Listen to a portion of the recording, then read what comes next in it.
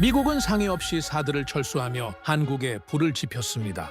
중동으로 일부 방공무기들을 반출하겠습니다. 전략적 유연성은 언제든지 있을 수 있는 거 아닙니까? 우리가 무기들을 빼면 한국이 어쩔 건데요. 이로 인해 사드와 주한미군 배치의 본질이 대북 방어가 아닌 대중국 감시용임을 인정하는 꼴이었죠. 하지만 한국 정부는 의견을 제기하지도 반발하지도 않고 단 한마디만 남겼습니다. 저희는 자주 국방을 실현할 겁니다. 미국은 비웃었고 한국은 미국에 의존할 수밖에 없다고 믿었습니다. 하지만 결국 대한민국이 해냈습니다. 한국이 독자 기술만을 이용한 전투기 KF-22를 출고하기 시작하자 중동 국가들, 유럽 국가들, 심지어 동남아 국가들까지 전부 몰려들었습니다. 이게 단순히 전투기를 눈독 들이는 국가들이 많아진 것으로 보이시나요? 이 현상은 국가 안보의 핵심 파트너를 한국으로 옮기겠다는 선언이었으며 전 세계 국가들이 미국으로부터 벗어나겠다는 대이동을 만들어버린 것. 과연 한국이 어떻게 중심에 서게 된 걸까요? 대한민국이 전 세계의 하늘을 집어삼키게 된 이유, 지금 바로 낱낱이 공개하겠습니다. 이야기를 시작하기 앞서 사연 속의 제작에 힘이 되는 구독과 좋아요 부탁드립니다. 한국을 응원하신다면 대한민국 화이팅! 이라고 아래 댓글로 남겨주세요. 그날은 평범한 아침처럼 시작됐습니다. 국방부 지하 2층 브리핑실, 차가운 형광등 불빛 아래 장성들과 분석관들이 자리를 채우고 있었습니다. 저는 자료를 훑어보고 있었습니다. 그런데 평소와 뭔가 달랐습니다. 사람들이 서로 눈을 마주치지 않았습니다. 말수가 줄었고 자료를 들여다보는 시선이 어딘가 불편해 보였습니다. 중요한 무언가를 숨기고 있다는 직감이 들었습니다. 패트리어트 포대 일부와 사드 포대가 이번 주 내로 중동으로 재배치됩니다. 명령은 이미 내려졌습니다. 회의실 안에 묘한 정적이 흘렀습니다. 저는 그 문장을 머릿속에서 다시 한번 천천히 되뇌었습니다. 사드가 빠진다. 단순히 장비 하나가 이동하는 것이 아니었습니다. 한반도 상공에 쳐져 있던 방어막이 거친다는 뜻이었습니다. 북한의 탄도미사일이 날아올 때 그것을 중간 고도에서 요격하는 역할을 하는 체계가 사라지는 것이었습니다. 방패가 치워지는 것이었습니다. 저는 브리핑 자료를 꼼꼼히 들여다봤습니다. 그리고 두 눈을 의심했습니다. 문서에는 임시 이동이 아니라 전략적 재배치라고 명시되어 있었습니다. 거기까지는 충격이었지만 그래도 납득할 여지가 있었습니다. 하지만 그 다음 줄이 문제였습니다. 예상 복귀 기간 항목에 단 두 글자가 적혀 있었습니다. 불확정. 저는 손에 들고 있던 볼펜을 책상 위에 두드리기 시작했습니다. 어릴 때부터 긴장하거나 복잡한 생각이 밀려올 때 나오는 버릇이었습니다. 브리핑이 끝나고 이어진 전략회의에서 저는 처음부터 강하게 목소리를 높였습니다.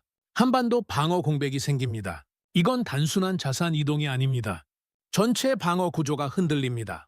하지만 상부의 반응은 냉정했습니다. 중동이 지금 우선입니다. 한반도는 관리 가능한 리스크 범위 안에 있어요. 관리 가능한 리스크. 그 말이 회의실 공기 속에 납덩이처럼 떠다녔습니다.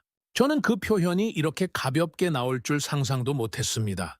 25년 동안 한반도 방어 구조를 설계하고 점검하고 보완해온 사람으로서 그 말은 납득이 되지 않았습니다. 아니, 납득하고 싶지 않았습니다. 저는 다시 말했습니다. 북한이 이 상황을 지켜보고 있습니다. 우리가 방어 자산을 빼는 순간 그들은 그 신호를 읽습니다. 오판의 가능성이 생깁니다. 정보팀에서 따로 대응하고 있습니다. 지금은 중동이 먼저입니다. 더 이상 발언권이 주어지지 않았습니다. 회의가 끝난 뒤 저는 오랫동안 자리에 앉아 있었습니다. 사람들이 하나씩 나가고 결국 회의실에 혼자 남게 됐습니다. 책상 위에 놓인 한반도 지도를 손가락으로 훑었습니다. 서울에서 평양까지 그 짧은 거리. 미사일이 발사되면 차에 몇 분도 걸리지 않는 거리입니다. 그 짧은 공간 위를 막아주던 방패가 이제 사라진 것이었습니다. 저는 그날 처음으로 진지하게 생각했습니다. 동맹이란 무엇인가? 저는 오랫동안 동맹을 약속이라고 생각했습니다. 함께 지킨다는 서약. 하지만 그날 목격한 것은 달랐습니다. 동맹은 자산이었습니다. 필요할 때 쓰고 더 급한 곳에 옮길 수 있는 자산. 그리고 지금 그 자산은 다른 전장으로 이동하고 있었습니다. 그 무렵 정보팀에서 추가 브리핑 자료가 올라왔습니다. 북한이 미국의 이번 자산 재배치 움직임을 예의주시하고 있다는 내용이었습니다. 저는 그 문장들을 천천히 읽으며 가슴 한쪽이 무거워지는 것을 느꼈습니다. 결정적인 순간에 미국이 다른 전장을 선택할 수 있다는 사실. 그 메시지가 북한의 계산에 들어가는 순간 그들이 내릴 수 있는 판단의 폭은 넓어집니다. 안보 공백은 항상 빈틈이 보일 때 상대방의 계산에 들어갑니다. 그 생각이 머릿속을 맴돌 무렵 하급 분석관 한 명이 조용히 다가와 제 책상 위에 보고서 한 부를 올려놨습니다. 추가 검토 자료입니다. 한국 관련 내용인데 참고하시라고요. 저는 처음엔 크게 신경 쓰지 않았습니다. 이미 처리해야 할 보고서가 산더미였고 한국이라는 이름이 오늘 같은 날 특별히 급해 보이지 않았습니다. 하지만 잠시 후 습관처럼 첫 장을 펼쳤습니다. 한국 KF-21 전투기 양산 시작 확인. 중동 국가들의 한국 측 접촉 빈도 증가. 동남아시아 다수 국가 기존 무기 도입 계약 재검토 움직임 포착. 저는 피식 웃었습니다. 한국이 전투기를 만들었다는 건 알고 있었습니다. 하지만 중동 국가들이 반응한다? 동남아가 계약을 다시 검토한다? 그건 좀 과장된 것 아닌가 싶었습니다. 그런데 마지막 문장에 이르렀을 때 손이 멈췄습니다. 한국이 방어 공백을 자체적으로 메우려는 구체적인 움직임이 복수의 현장에서 확인됨.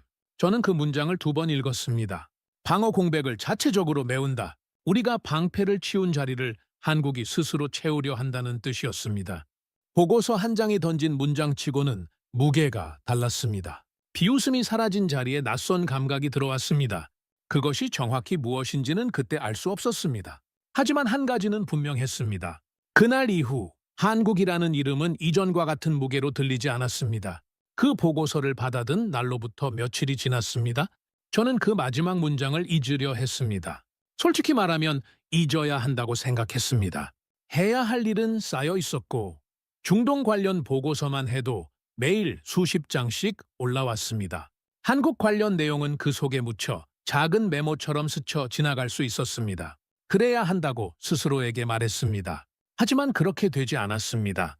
중동 보고서를 검토하다 보면 묘하게 같은 단어가 반복됐습니다. 한국 KF-21 공동개발 제안서. 처음 한두 번은 우연이라고 넘겼습니다.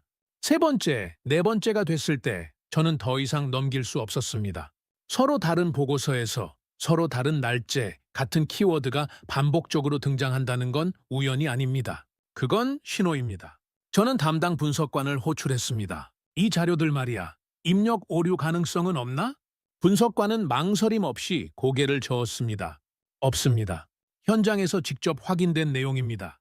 UAE 측 접촉은 이미 실무 협상 단계에 들어선 것으로 파악됩니다. 저는 말이 나오지 않았습니다. UAE가 한국에 접촉했다는 것, 사우디도 비슷한 움직임을 보이고 있다는 것, 그리고 이 접촉이 단순한 시장 조사가 아니라 실질적인 협상 진입 단계에 와 있다는 사실. 저는 그 파일을 3번이나 다시 펼쳤습니다. 오류를 찾으려는 것이 아니라 오류이기를 바라는 마음이었습니다. 하지만 오류는 없었습니다. 모든 데이터가 같은 방향을 가리키고 있었습니다. 더 충격적인 건 그 다음에 있었습니다. 한국이 제시한 협상 조건의 세부 내용을 분석한 자료를 보는 순간 저는 나도 모르게 자리에서 일어섰습니다. 그 동작 자체가 반사적이었습니다. 한국의 제안은 무기 판매가 아니었습니다. 단순히 전투기를 팔고 대금을 받는 방식이 아니었습니다. 공동 생산, 기술 이전, 유지 보수 통합 패키지. 상대 국가가 현지에서 직접 조립에 참여하고 일정 기술을 이전받아 스스로 운용 능력을 키울 수 있도록 설계된 구조였습니다. 한마디로 말하면 파는 것이 아니라 함께 만드는 것이었습니다. 저는 혼자 중얼거렸습니다. 이건 무기 판매가 아니야. 산업 이전이다. 이 차이가 왜 중요한지 저는 직감적으로 이해했습니다. 무기를 구매한 나라는 언제든 공급자를 바꿀 수 있습니다. 더 좋은 것이 나오면 갈아탑니다. 하지만 함께 만드는 구조에 한번 들어가 버리면 이야기가 달라집니다. 기술을 공유하고 생산 라인을 함께 운용하고 유지보수 체계까지 연결되면 그 관계는 단순한 거래가 아니라 구조가 됩니다. 빠져나오려면 엄청난 비용이 따릅니다. 한국은 바로 그 구조를 짜고 있었습니다. 저는 수십 년 동안 동맹과 무기 거래를 다루어 왔습니다. 그 경험에서 말씀드리자면 이건 제가 알던 방식과 근본적으로 달랐습니다. 미국은 최고의 성능을 가진 체계를 제공하고 상대는 그것을 구매하는 구조였습니다. 주도권은 항상 공급자 쪽에 있었습니다. 가격도 조건도 유지보수 일정도. 하지만 한국의 방식에서는 상대방이 처음부터 참여자로 설계되어 있었습니다. 내부 회의 자리에서 저는 이 분석을 보고했습니다. 고위 장성 한 명이 웃으며 말했습니다. 중동은 늘 우리를 선택해왔어. 한국 제품 진지하게 보겠어? 저는 흔들리지 않고 대답했습니다. 이번엔 다릅니다. 적어도 지금 이 흐름은 우리가 익숙하게 봐온 것과 같지 않습니다. 회의실에 잠시 침묵이 흘렀습니다. 제가 미국의 판단을 공개적으로 부정한 건 그때가 처음이었습니다. 스스로도 그 사실에 놀랐습니다. 25년 동안 이 자리에서 일하면서 미국 중심의 판단이 틀렸다고 말한 기억이 없었습니다. 그런데 그날은 그렇게 말하지 않을 수가 없었습니다. 데이터가 그렇게 말하고 있었기 때문입니다. 회의는 결론 없이 끝났습니다. 그날 저녁, 저는 혼자 사무실에 남아 KF-21의 실제 성능 자료를 직접 찾아봤습니다. 마하 1.8, 4.5세대 전투기, 기존 최상급 기종 대비 훨씬 낮은 가격. 공식 평가에서 실전 성능 기준으로 최상위권 전투기의 약 80% 수준이라는 수치가 눈앞에 펼쳐졌습니다. 저는 화면을 오래 바라봤습니다. 그리고 생각했습니다. 이 정도면 충분하다. 최고일 필요는 없습니다. 중동 국가들이 원하는 건 가장 강한 무기가 아니었습니다. 그들이 원하는 건 직접 운용할 수 있는 능력, 외부 의존 없이 스스로 결정할 수 있는 역량이었습니다. 한국의 제안은 그 필요를 정확히 건드리고 있었습니다. 저는 파일을 닫으면서 생각했습니다. 우리는 가장 좋은 것을 팔아왔습니다. 하지만 가장 좋은 것이 항상 가장 필요한 것은 아닐 수 있습니다. 상대방이 진짜 원하는 것이 무엇인지 물어본 적이 없었는지도 모릅니다. 한국은 그 질문에 먼저 답하고 있었습니다. 그날 밤 저는 한참 동안 창 밖을 바라봤습니다. 우리가 방패를 치운 자리, 그 자리에 누군가 이미 조용히 들어와 있었습니다. 우리가 다른 곳을 보는 사이에 한국은 이미 움직이고 있었습니다. 소리 없이 그리고 꽤 빠르게. 그 사실이 불편했습니다. 하지만 더 불편한 건 다른 것이었습니다. 데이터를 보면 볼수록 한국의 움직임이 단순한 기회주의가 아니라 준비된 것처럼 보였다는 점이었습니다. 마치 이 순간을 기다리고 있었던 것처럼 저는 다시 볼펜을 두드렸습니다. 한국이라는 이름이 그날 밤 제 머릿속에서 이전과 전혀 다른 무게를 갖기 시작했습니다. 저는 그때까지도 보고서를 믿지 못했습니다. 정확히 말하면 믿고 싶지 않았던 것 같습니다. 25년 동안 수천 건의 보고서를 읽어온 사람으로서 저는 자료가 현실의 일부만 보여준다는 것을 누구보다 잘 알고 있었습니다. 현장은 다를 수 있습니다. 숫자는 맥락이 빠지면 다른 이야기를 하기도 합니다. 그래서 저는 결심했습니다. 보고서 말고 현장 정보를 직접 가져오세요. 내가 직접 확인하겠습니다. 담당 팀에 그렇게 전달했을 때 몇몇 분석관들이 서로 눈빛을 교환했습니다. 부국장이 직접 현장 정보를 요청하는 건 드문 일이었습니다. 하지만 저는 그냥 넘길 수가 없었습니다. 중동에서 진행 중인 협상 현장의 실제 분위기, 어떤 대화가 오가고 있는지 그 구체적인 내용이 필요했습니다. 통제하고 싶었습니다. 아직 제가 이 상황의 주도권을 쥐고 있다는 확인이 필요했는지도 모릅니다. 며칠 뒤 현장 보고가 올라왔습니다.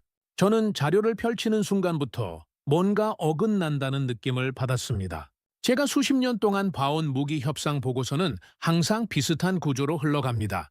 가격 협상 현황, 납기 조건, 유지 보수 조건, 경쟁 기종과의 비교. 협상 테이블의 중심에는 항상 숫자가 있었습니다. 얼마에 살 것인가? 그게 핵심이었습니다. 그런데 이번 보고서에는 가격 협상 관련 내용이 사실상 없었습니다. 중심을 차지하고 있는 항목은 전혀 다른 것이었습니다. 기술 이전 범위, 현지 생산 참여 비율, 향후 공동 수출 가능 여부, 가격은 부수적인 항목처럼 뒤쪽에 밀려 있었습니다. 저는 페이지를 앞뒤로 여러 번 넘겼습니다. 왜 아무도 가격 얘기를 안 하는 거지? 혼잣말이었지만 제 옆에 있던 분석관이 조용히 대답했습니다. 현장 확인에 따르면 가격 자체보다 무엇을 얻느냐에 협상의 무게 중심이 쏠려 있다고 합니다. 상대 측이 돈보다 역량을 원한다고 합니다. 역량을 원한다. 그 말이 머릿속에서 천천히 가라앉았습니다. 돈을 내고 무기를 사는 것이 아니라 무기를 만들 수 있는 능력 자체를 원한다는 뜻이었습니다. 그 차이는 생각보다 훨씬 컸습니다. 며칠 뒤 현지 고위 관계자의 인터뷰 내용을 담은 추가 보고가 도착했습니다. 저는 그 문서를 혼자 읽었습니다. 사무실 문을 닫고 전화도 끊었습니다. 그리고 한 줄 한 줄 천천히 읽어 내려갔습니다. 관계자의 발언 중 한 문장이 저를 멈추게 했습니다. 우리는 더 이상 사지 않습니다. 우리는 만들 겁니다. 짧은 문장이었습니다. 하지만 그 안에 담긴 뜻은 짧지 않았습니다. 수십 년 동안 중동 국가들은 최신 무기를 구매하는 방식으로 안보를 확보해 왔습니다. 미국에서 사고, 유럽에서 사고, 필요한 것을 필요한 만큼 구입하는 방식이었습니다. 그 구조 안에서 미국은 항상 공급자였고 중동 국가들은 구매자였습니다. 그게 오랫동안 유지된 질서였습니다. 그런데 지금 그 관계자는 더 이상 사지 않겠다고 했습니다. 만들겠다고 했습니다. 구매자가 생산자가 되겠다는 선언이었습니다. 그리고 그 선언 뒤에 한국이 있었습니다. 저는 한국의 제한 구조를 다시 꺼내서 상세히 들여다봤습니다. 현지 조립 라인 구성, 핵심 기술 일부 이전, 향후 제3국 수출 시 수익 공유까지 단순히 기술을 나눠주는 것이 아니었습니다. 상대 국가가 이 사업의 파트너로 들어오게 만드는 구조였습니다. 한번 파트너가 되면 그 나라는 한국과 이해관계를 공유하게 됩니다.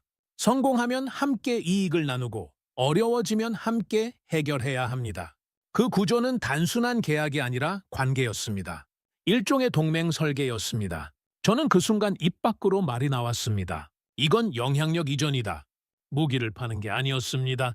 한국의 방식으로 안보 질서를 재편하는 것이었습니다. 단순히 좋은 전투기를 저렴하게 파는 것이 아니라 상대 국가가 스스로 만들고 운용하고 수출할 수 있는 체계 안에 들어오게 만드는 것이었습니다. 그 구조가 한 번 자리 잡으면 중심에 한국이 놓이게 됩니다. 그것이 한국이 노리는 것이었습니다. 그리고 저는 그것을 그때까지 전혀 예상하지 못했습니다. 며칠 뒤 KF-21의 실전 운용 평가 자료가 추가로 들어왔습니다. 시험 비행 데이터와 실전 환경 시뮬레이션 결과, 유지 비용 분석까지 포함된 종합 보고서였습니다. 저는 그 자료를 한 장씩 넘기며 침묵했습니다. 실전 운용 가능 수준은 이미 확보되어 있었습니다. 단지 존재하는 전투기가 아니라 실제로 쓸 수 있는 전투기였습니다. 가격 대비 성능은 경쟁 기종들을 압도했습니다.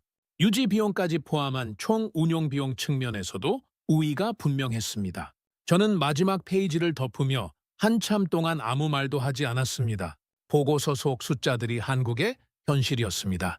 우리가 회의실 안에서 한국을 분석하고 평가하는 동안 한국은 이미 그 결과물을 세계 앞에 내놓고 있었습니다. 분석의 대상이 아니라 새로운 기준점이 되고 있었습니다. 그날 밤 저는 오랫동안 창밖을 바라봤습니다. 워싱턴의 밤은 항상 분주합니다. 어딘가에서 누군가 무언가를 결정하고 있고 그 결정들이 세계 곳곳에 파문을 일으킵니다. 저는 그 파문의 중심에 미국이 있다고 오랫동안 믿어왔습니다. 그런데 지금 저는 다른 파문이 만들어지고 있는 것을 보고 있었습니다. 중심이 다른 곳에서 시작되고 있었습니다. 한국은 이제 단순한 이름이 아니었습니다. 그것은 현실이었습니다. 그리고 그 현실은 제가 오랫동안 쌓아온 판단의 기준을 조용히 흔들고 있었습니다. 흔들린다는 것조차 인정하기 불편했지만 데이터 앞에서는 감정이 소용없었습니다. 저는 그날 처음으로 제 자신에게 솔직하게 물었습니다. 우리가 팔고 있던 것은 무기였는지 모릅니다. 하지만 한국이 만들고 있는 것은 그보다 훨씬 오래 지속될 무언가였습니다. 그것이 정확히 무엇인지는 아직 말할 수 없었습니다. 하지만 느껴지기 시작했습니다. 그것으로 충분했습니다. 저는 분석을 멈추지 않았습니다. 오히려 더 깊이 파고들었습니다. 현장 보고가 거듭 쌓이고 각국의 반응이 구체적인 형태로 드러나기 시작하면서 저는 이 흐름이 단발성이 아니라는 확신을 점점 굳혀가고 있었습니다. 그래서 분석 결과를 상부에 직접 보고했습니다. 중동의 구조 변화, 한국의 제한 방식, 미국이 감지하지 못한 사이에 만들어지고 있는 새로운 흐름, 전부 담았습니다. 며칠 후 돌아온 반응은 예상보다 더 차가웠습니다. 자료가 과장됐습니다. 우선순위에 해당하지 않는 분석입니다. 처음에는 단순히 의견 차이라고 생각했습니다. 조직 안에서는 언제나 시각 차이가 있습니다. 그런데 그 다음이 문제였습니다. 제가 제출한 보고서의 일부가 회람 목록에서 빠져 있었습니다. 특정 부서에 전달되지 않았고 정책 영향 없음으로 분류되어 있었습니다. 저는 그 사실을 확인하고 잠시 멈췄습니다. 읽지 않은 것이 아니었습니다. 읽고도 무시한 것이었습니다. 아니, 정확하게는 무시보다 더 의도적인 선택이었습니다. 보고서의 내용이 현재 조직의 방향과 맞지 않으니 그냥 묻어두기로 한 것이었습니다. 그런 방식은 오랫동안 조직 안에서 작동해 왔습니다. 불편한 진실은 조용히 서랍 속에 넣어두는 것. 저도 그 문화를 모르지 않았습니다. 하지만 이번엔 달랐습니다. 이번엔 그 불편한 진실이 바깥에서 실제로 진행 중이었습니다. 며칠 뒤 전략회의가 열렸습니다. 좌석을 채운 얼굴들은 익숙한 사람들이었습니다. 수십 년을 함께 일한 동료도 있었고 같은 방향으로 정책을 설계해온 장성들도 있었습니다. 그런 자리에서 저는 처음으로 그들과 정면으로 부딪혔습니다. 고위 장성이 먼저 말했습니다. 한국은 여전히 우리 안보 체계 안에 있습니다. 우리의 동맹이고 우리 시스템에 의존하는 구조입니다. 저는 잠깐 숨을 고르고 말했습니다. 아닙니다. 이미 밖으로 나가고 있습니다. 회의실이 조용해졌습니다. 저는 계속했습니다. 중동 국가들과의 협상 진행 상황, 기술 이전 구조, 공동 생산 방식, 데이터를 하나씩 꺼내어 설명했습니다. 그동안 쌓아온 분석을 처음으로 이 자리에서 전부 꺼낸 것이었습니다.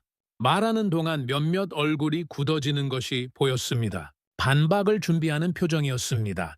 하지만 구체적인 숫자와 현장 보고 앞에서 쉽사리 말을 이어가는 사람은 없었습니다. 결국 회의는 어떤 결론도 내리지 못한 채 끝났습니다. 그리고 그날 오후 새로운 보고가 도착했습니다. UAE가 한국과의 협상에서 구체적인 합의 내용을 정리하는 단계에 진입했다는 내용이었습니다. 단순한 도입 논의가 아니라 장기 협력 구조에 대한 틀을 짜고 있다는 것이었습니다. 그리고 이 협상 과정에서 미국 측 협상 라인이 배제된 정황이 확인됐습니다. 한국이 직접 UAE와 단독으로 논의하고 있었습니다. 저는 그 보고서를 읽으며 말 그대로 멍해졌습니다. 우리를 거치지 않았다.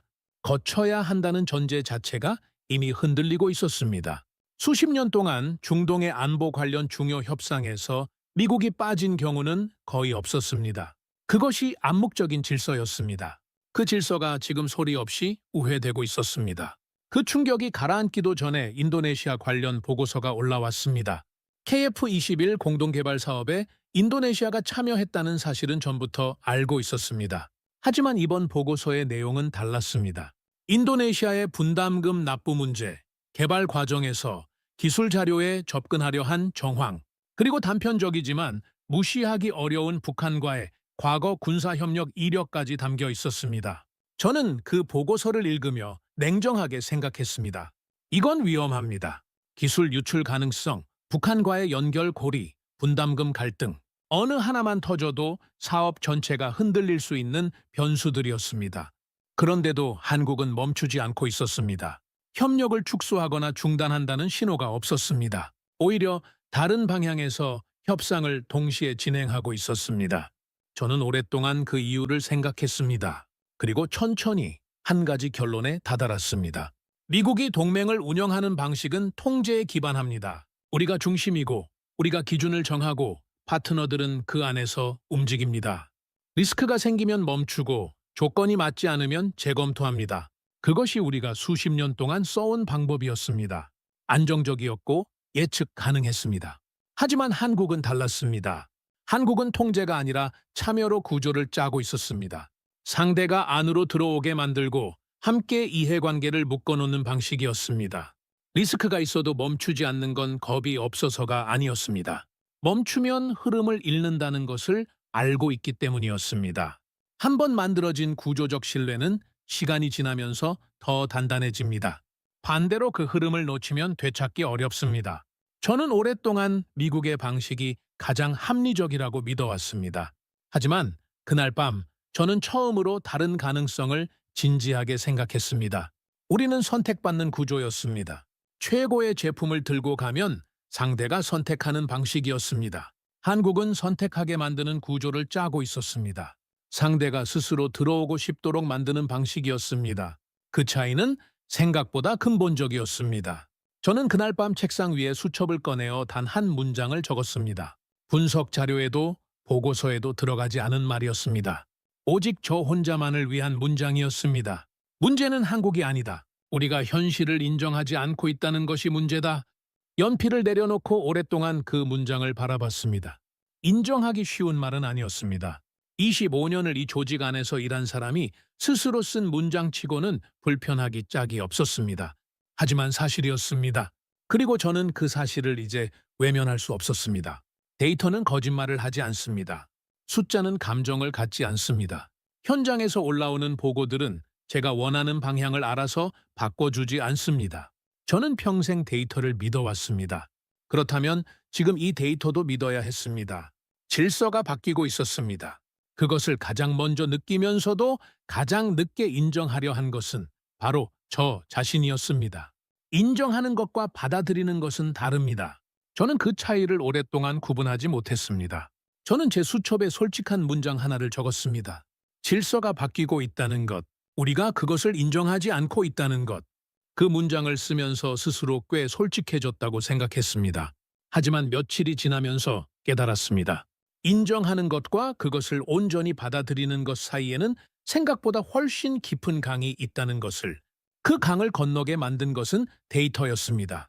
그것도 한 번에 몰아치는 충격이 아니라 조용하고 꾸준하게 쌓여드는 흐름이었습니다.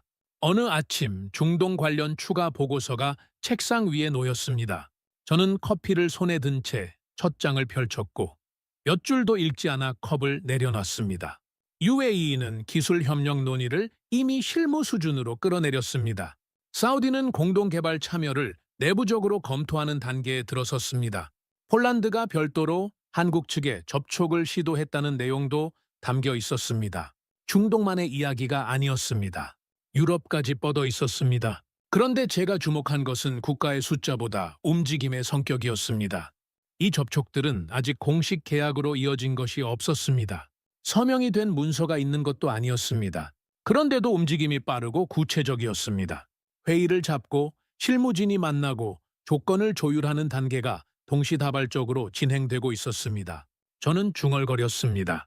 이건 준비 단계가 아니다. 실행 단계다. 준비와 실행의 차이는 의지의 차이입니다. 아직 결정하지 않은 나라는 천천히 움직입니다. 하지만 이미 마음이 정해진 나라는 계약서 서명 전부터 빠르게 움직입니다. 지금 이 나라들의 속도는 후자에 가까웠습니다. 그 흐름을 더 복잡하게 만드는 요소가 추가로 들어왔습니다. 중동 내부에서 국가 간 경쟁이 시작됐다는 보고였습니다. 단순히 한국과 협상하려는 나라가 여럿인 것이 아니었습니다. 서로 상대보다 먼저 자리를 잡으려는 움직임이 생겼습니다. 일정 수의 생산 참여 지분이 정해져 있다면 늦게 들어올수록 얻을 수 있는 몫이 줄어듭니다. 그 계산이 각국의 속도를 높이고 있었습니다. 한 분석관이 보고서를 넘기며 말했습니다. KF-21을 단순 구매 대상으로 보는 게 아니라 전략 자산으로 보기 시작한 것 같습니다. 먼저 확보하는 쪽이 유리해지는 구조가 생기고 있습니다. 저는 그 말을 듣는 순간 과거의 유사한 패턴을 본 기억을 떠올렸습니다. 석유, 반도체, 그리고 한때 미국의 무기체계 자체가 그랬습니다. 처음에는 거래의 대상이었다가 어느 순간 확보하지 못하면 뒤처진다는 인식이 생깁니다. 그 인식이 퍼지는 순간 단순한 시장이 아니라 쟁탈전이 됩니다. 지금 KF-21이 그 경계를 넘어서고 있었습니다. 저는 한국의 계약 조건 구조를 다시 꼼꼼히 들여다봤습니다. 이 부분에서 저는 또 한 번 멈출 수밖에 없었습니다. 한국이 상대 국가들에게 제시하는 방식은 단순하지 않았습니다. 구매국으로 들어오는 게 아니라 파트너로 참여하는 구조였습니다. 초기 투자를 하면 개발 과정에 참여할 수 있고 일정 기준을 충족하면 향후 수출에서 발생하는 수익의 일부를 나눠 갔습니다.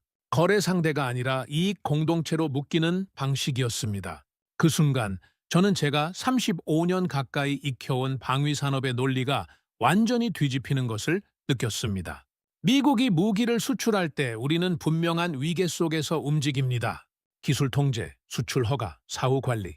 상대가 우리의 기준 안에서 움직이도록 설계되어 있습니다. 그 구조는 강력하지만 상대가 그 구조를 불편하게 느끼기 시작하면 균열이 생깁니다.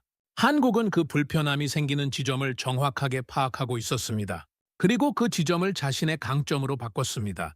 우리가 하던 방식이 아닙니다. 저는 그 말을 혼자 내뱉었습니다. 비난이 아니었습니다. 있는 그대로의 관찰이었습니다. 며칠 뒤 더 불편한 보고가 들어왔습니다. 중동에서 진행되고 있는 협상의 일부가 미국 측 개입 없이 직접 진행되고 있다는 내용이었습니다. 한국이 상대 국가와 직접 협상 테이블을 만들고 있었습니다. 미국을 경유하거나 미국의 동의를 구하는 절차 없이 구체적인 계약 조건이 우리의 시야 밖에서 정리되고 있었습니다. 저는 그 보고서를 들고 잠시 자리에서 일어났습니다. 사무실 창 앞에 서서 생각했습니다. 우리를 거치지 않는 구조가 만들어지고 있다는 것. 그것은 단순히 협상 라인의 문제가 아니었습니다. 영향력 구조 자체의 변화였습니다. 어떤 협상에 있어야 하는 존재와 없어도 되는 존재, 그 경계가 달라지고 있었습니다. 그리고 그날 오후 늦게 인도네시아 관련 긴급 보고가 올라왔습니다. 몇 달 전까지만 해도 인도네시아는 KF-21 관련 협력에 소극적인 태도를 보이고 있었습니다. 분담금 문제가 있었고 기술 이전 조건에 대한 이견도 있었습니다. 그래서 전체 흐름에서 인도네시아의 비중은 제한적이라는 판단이 내부에 있었습니다. 그런데 보고서의 내용은 달랐습니다. 인도네시아가 태도를 급격히 바꾸고 있었습니다. 계약을 서두르겠다는 신호를 보내고 있었고 일부 조건에서는 이전보다 훨씬 유연한 입장을 취하고 있었습니다.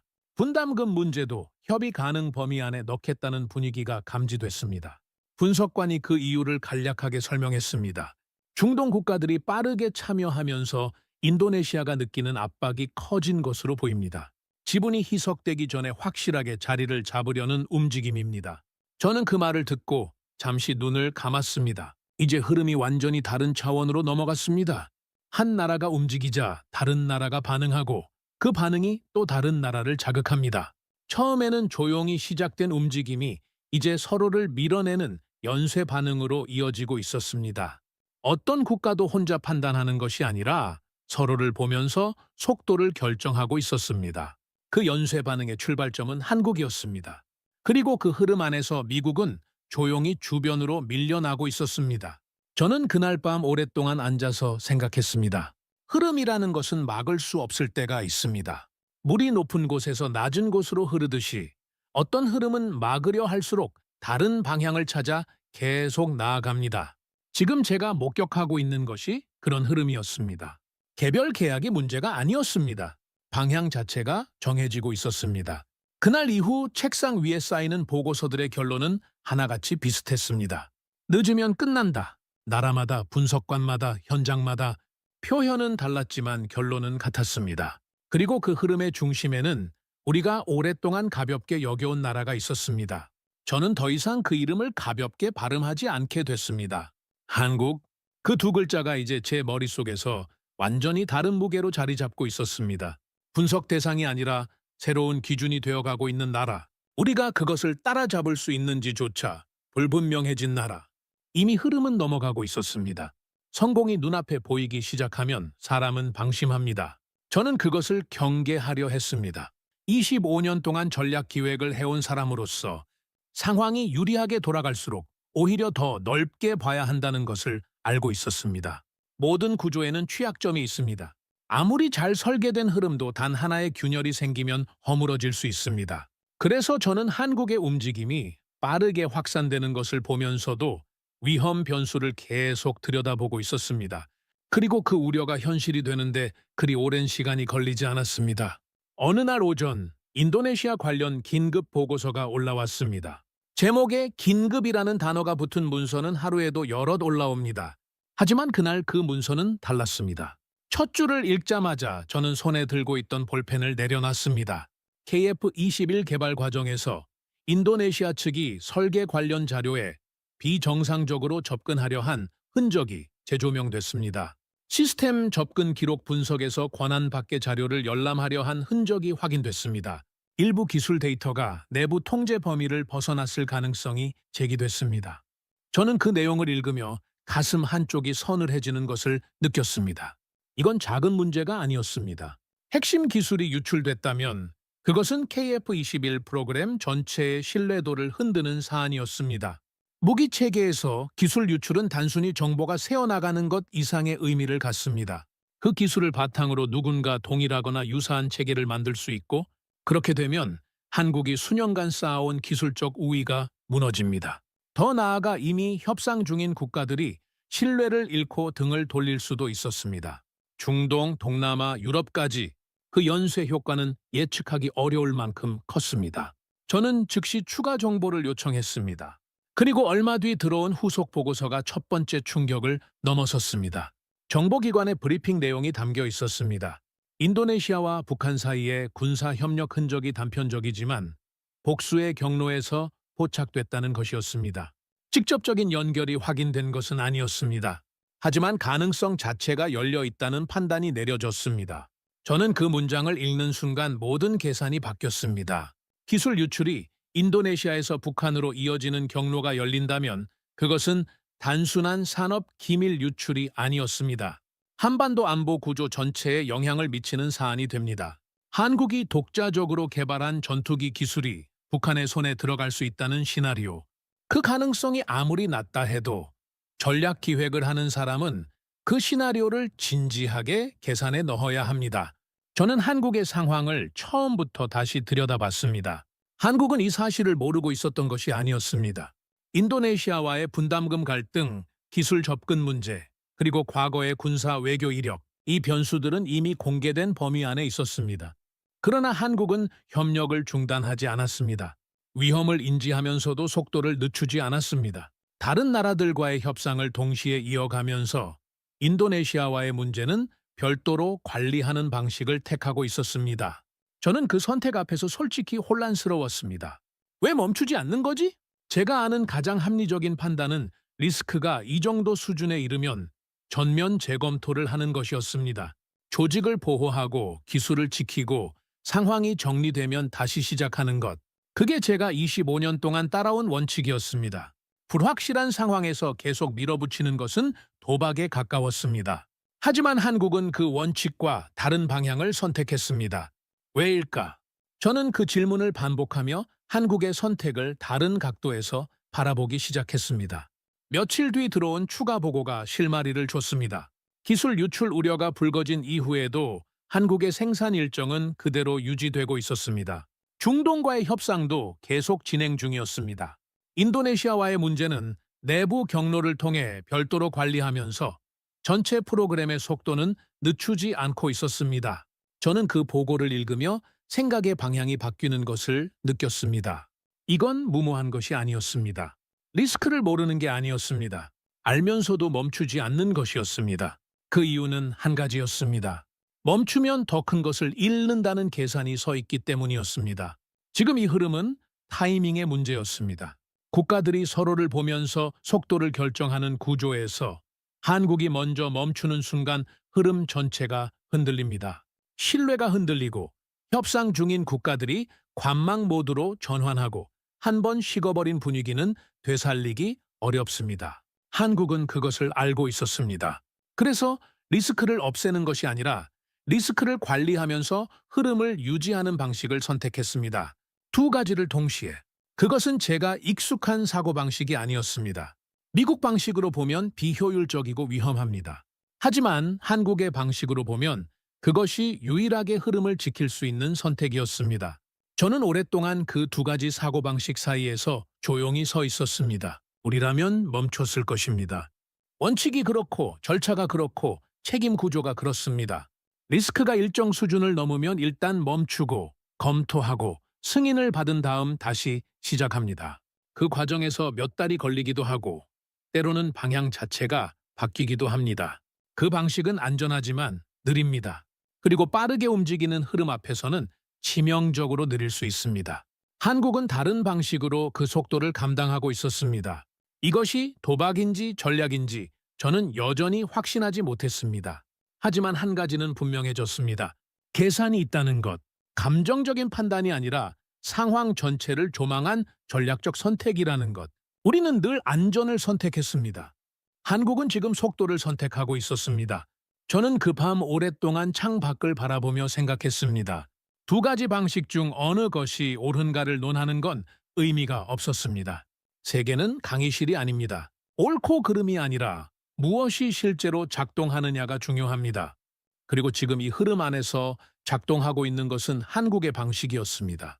저는 그날 처음으로 두려움이 아니라 다른 감정을 느꼈습니다.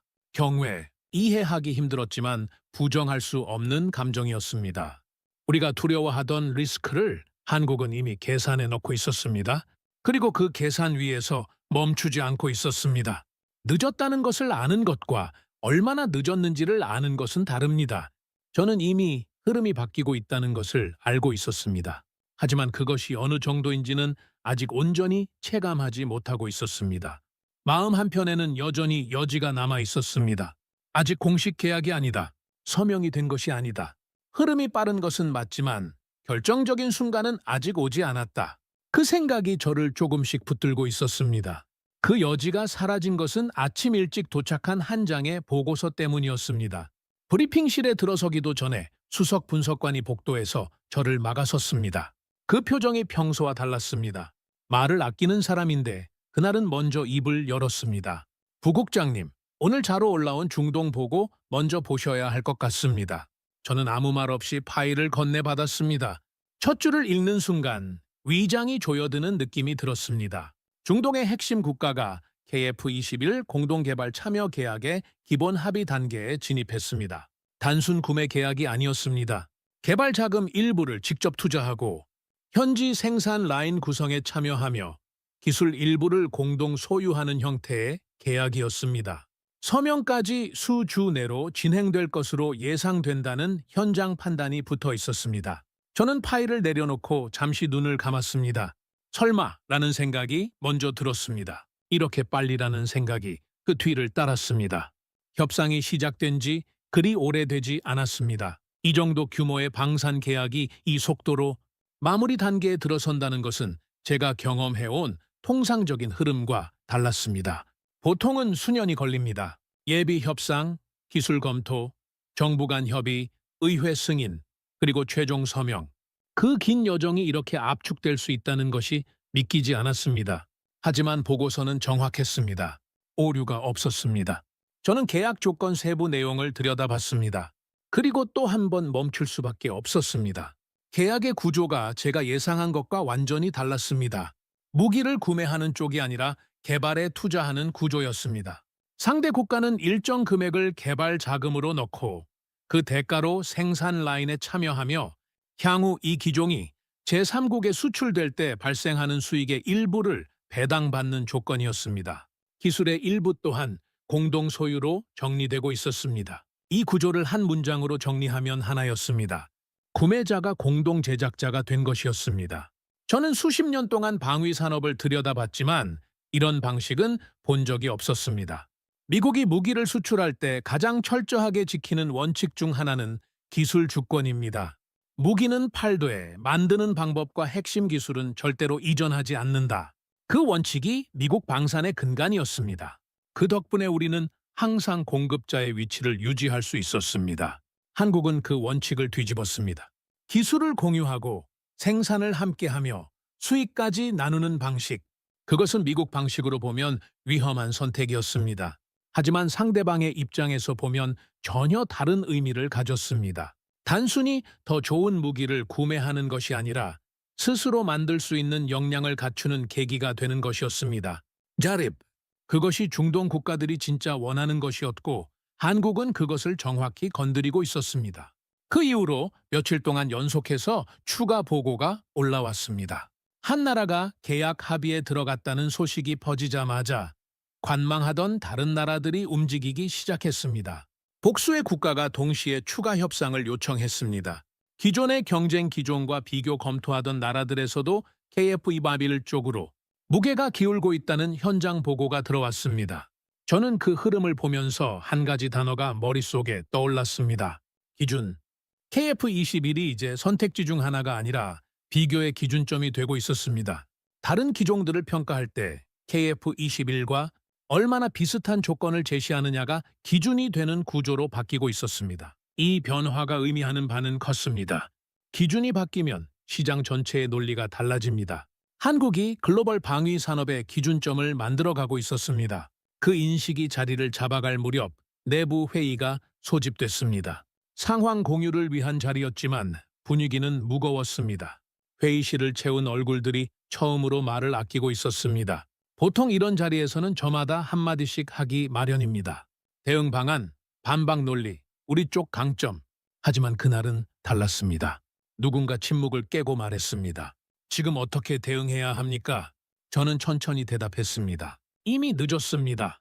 회의실에 아무 말도 없었습니다. 반박도 이해 제기도 나오지 않았습니다. 처음이었습니다. 이 자리에서 제가 한 말에 아무도 반박하지 않은 것이 그것이 오히려 더 무겁게 느껴졌습니다. 반박이 없다는 건 동의한다는 뜻이었습니다. 다들 알고 있었습니다. 그러나 인정하기 싫었을 뿐이었습니다. 저는 그날 밤 혼자 남아 모든 정보를 다시 정리했습니다. 미국이 수십 년 동안 구축해온 방산 구조의 핵심은 공급자 우위였습니다. 가장 강하고 가장 발전된 체계를 제공하는 자가 시장을 지배한다는 논리였습니다. 그 논리는 오랫동안 유효했습니다. 하지만 세계는 바뀌고 있었습니다. 상대 국가들이 원하는 것이 달라졌습니다. 가장 강한 무기가 아니라 스스로 운용하고 발전시킬 수 있는 무기, 기술을 이전받고 역량을 키울 수 있는 구조. 그 필요에 먼저 답한 쪽이 한국이었습니다. 우리는 무기 공급자였습니다. 한국은 안보 구조의 설계자로 올라서고 있었습니다. 그 차이가 만들어내는 결과를 저는 그날 밤 처음으로 온전히 받아들였습니다.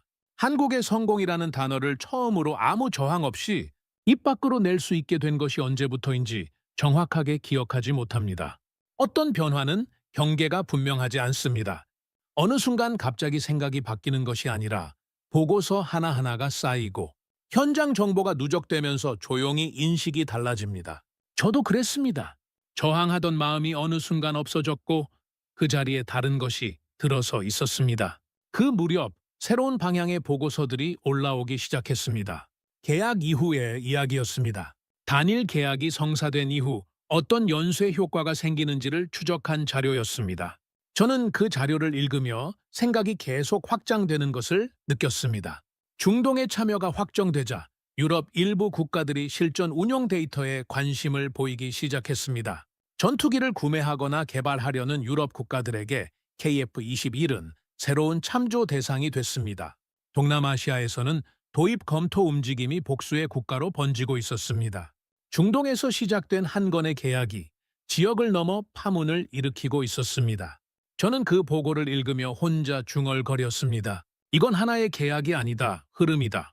단발적인 성공이 아니었습니다. 구조가 만들어지고 있었습니다.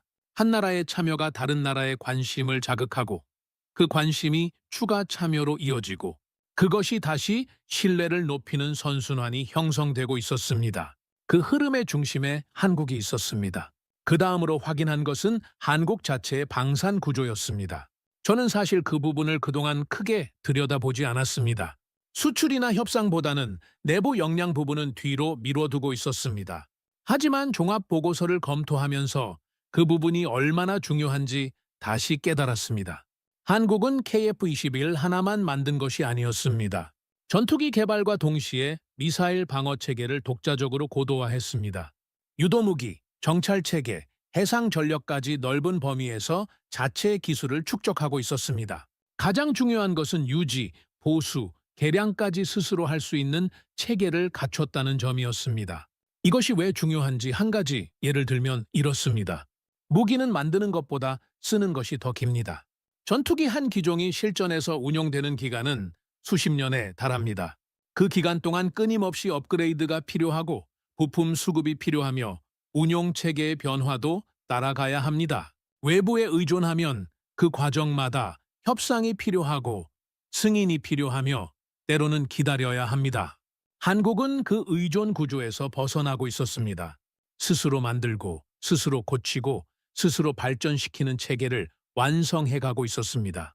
저는 그 내용을 확인하고 오랫동안 생각에 잠겼습니다. 한국이 처음부터 이것을 목표로 했다면 이것은 단순한 무기 개발이 아니었습니다. 완전한 자주국방을 향한 긴 계획의 한 단계였습니다. 전투기 하나를 만드는 것이 아니라 그것을 만들고 운용하고 발전시키고 수출할 수 있는 전체 체계를 갖추는 것. 그 목표를 향해 수십 년에 걸쳐 하나씩 쌓아온 것이었습니다.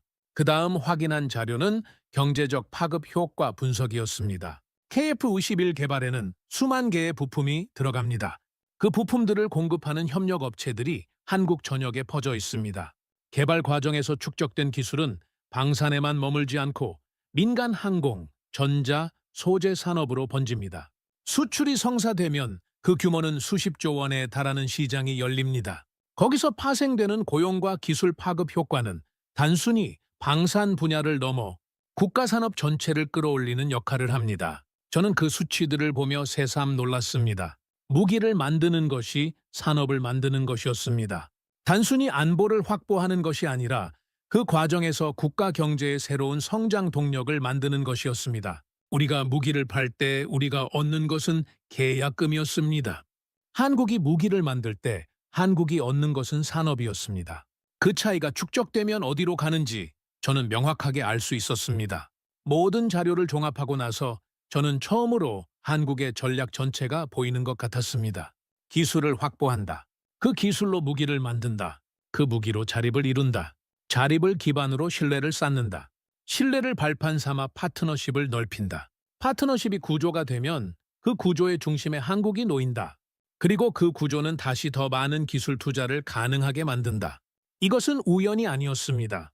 즉흥적으로 기회를 잡은 것이 아니었습니다. 처음부터 설계된 전략이었습니다. 수십 년의 시간이 필요한 계획을 한국은 차분하게 실행해 왔습니다. 저는 그 확신에 이르렀을 때 오랫동안 책상 앞에 앉아 있었습니다. 그리고 처음 이 이야기가 시작된 날을 떠올렸습니다. 브리핑실에서 사드 철수 소식을 들었던 그 아침, 방패가 사라진다는 말에 배가 조여들던 그 감각. 그때 저는 한국을 걱정했습니다. 우리가 빠지면 버텨낼 수 있을까? 그 걱정이 얼마나 엉뚱한 방향을 향하고 있었는지를 지금에서야 완전히 알 수 있었습니다. 한국은 우리의 보호를 필요로 하는 나라가 아니었습니다. 스스로를 지킬 준비를 이미 하고 있던 나라였습니다. 그것도 수십 년에 걸쳐 조용히 그리고 치밀하게. 저는 그날 밤 수첩을 꺼냈습니다. 우리는 그들을 과소평가했다. 그리고 잠시 후 그 아래에 한 줄을 더 썼습니다. 한국은 따라오는 나라가 아니라 이미 앞서가고 있는 나라였다. 그 문장을 적는 손이 평소보다 조금 느렸습니다. 25년의 확신을 내려놓는 데는 시간이 필요했습니다. 하지만 내려놓고 나니 오히려 마음이 가벼웠습니다. 틀린 것을 인정하는 것은 패배가 아닙니다. 더 정확하게 보기 위한 첫 번째 단계입니다.